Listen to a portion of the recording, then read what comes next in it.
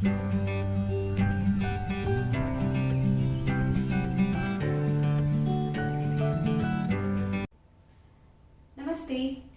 welcome back.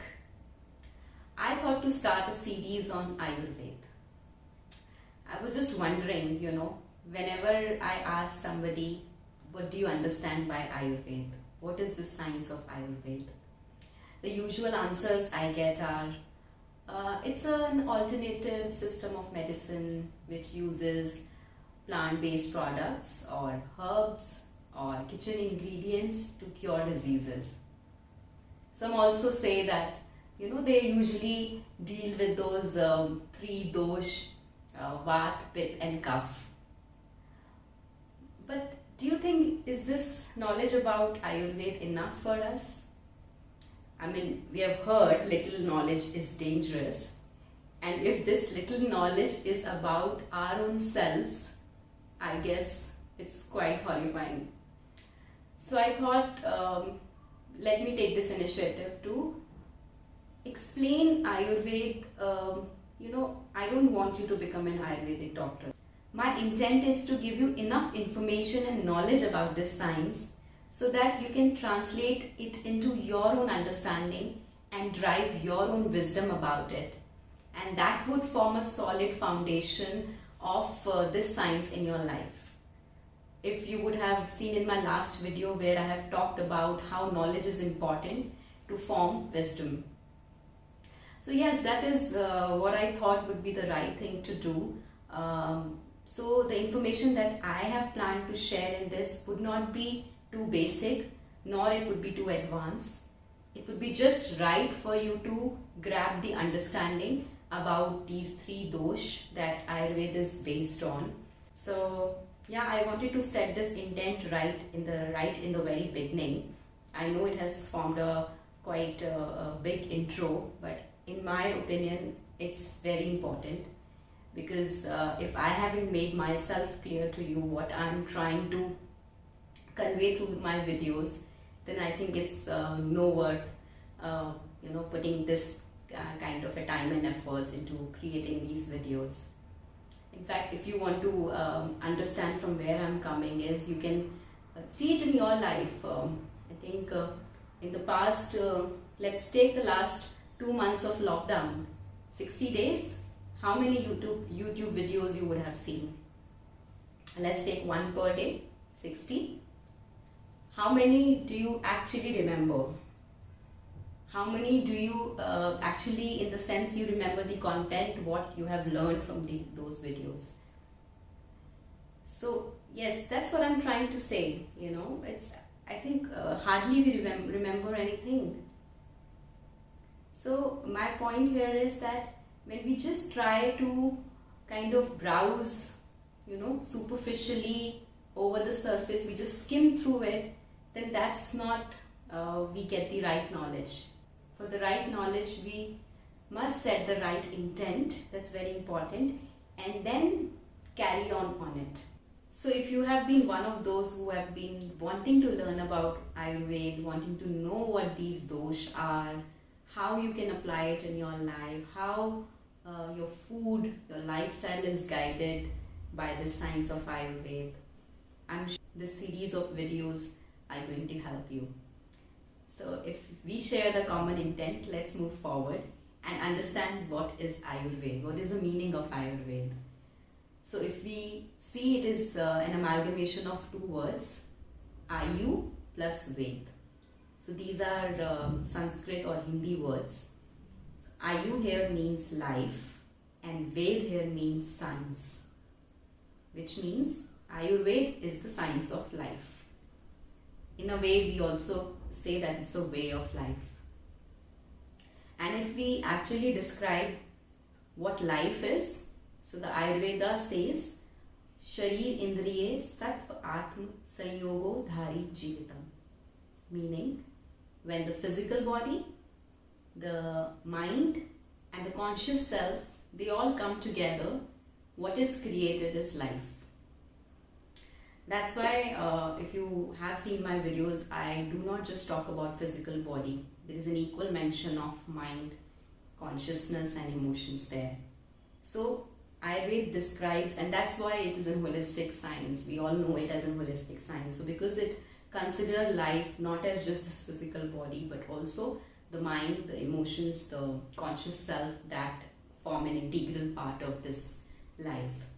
So yes, that's Ayurveda. And if we actually understand what is the purpose of Ayurveda, why the science of Ayurveda actually came into being.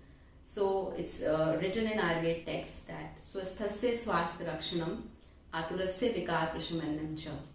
So this I really want to clarify, because I usually see, as I explained in the beginning, that usually people say, oh, it's a curative science, but actually it's more than, in my view, more than a curative science, it's a preventive science.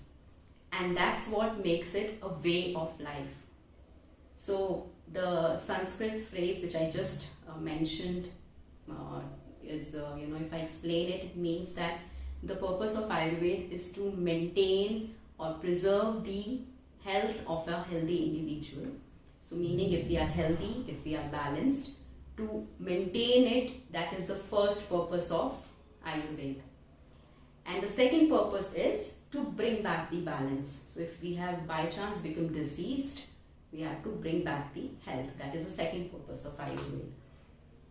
So I don't want to go into the history of Ayurveda, but for you to understand that it comes from, in the Hinduism, it is believed that Brahma has been the creator of universe, and it was same Brahma who had given this wisdom of Ayurveda. For ages it was transferred as teacher-disciple tradition, and before it actually got written in form of text which the Ayurveda students now read.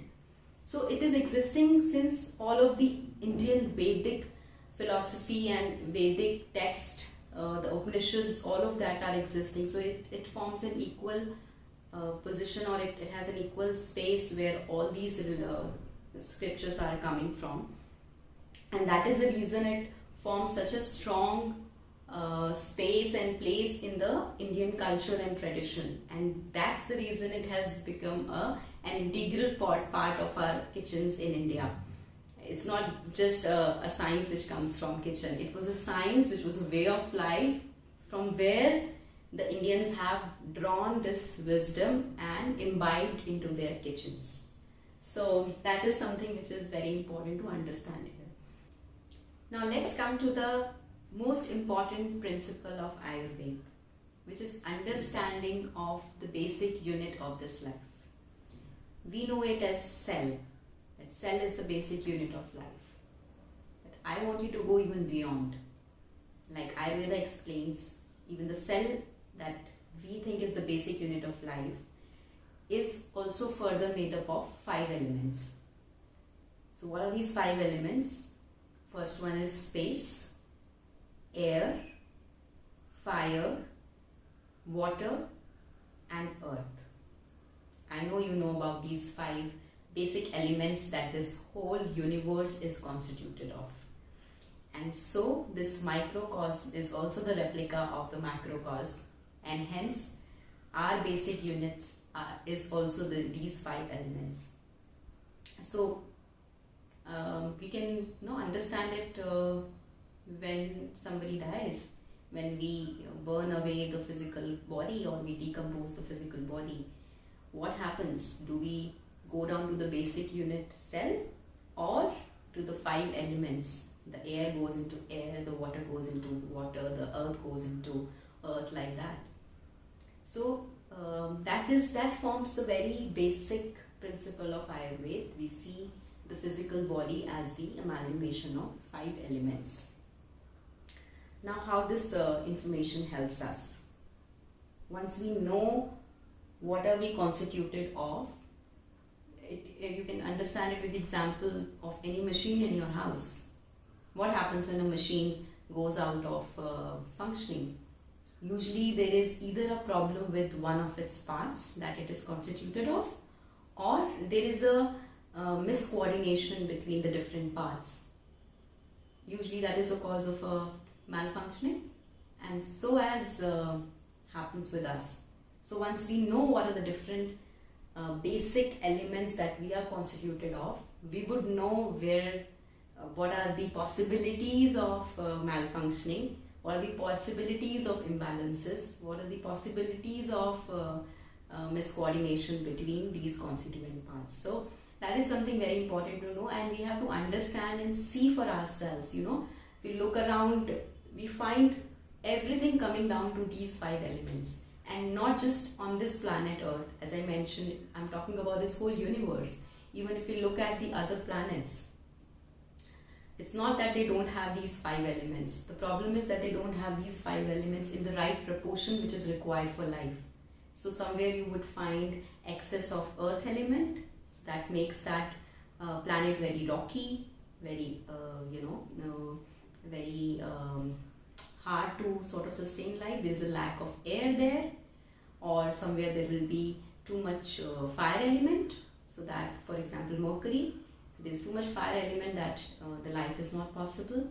Somewhere there is lack of fire element, like Pluto, which is very cold, so again the life is not possible. The sun is in the solar system is representative of the fire element, the moon of water. So if we look at, everything comes down to these basic elements, and so how can we be sort of spared from these 5 elements? So yes, that is something we have to just churn it, we have to see around, look around, widen our perspective and see that how this 5 element principle applies to us. Are we able to grasp it, understand it, that we are made up of 5 elements? We'll keep talking about it, and then we'll come to the 3 dosh, that the Vata, Pitta, Kapha, that you keep hearing about very often. I don't want to make this video very long. I'm going to continue the series right after this video and join you back in the next video with the understanding of the 3 dosh. If you have got your right intent to understand Ayurveda, please stay tuned and follow me to the next video. I'll be right there waiting for you. See you there.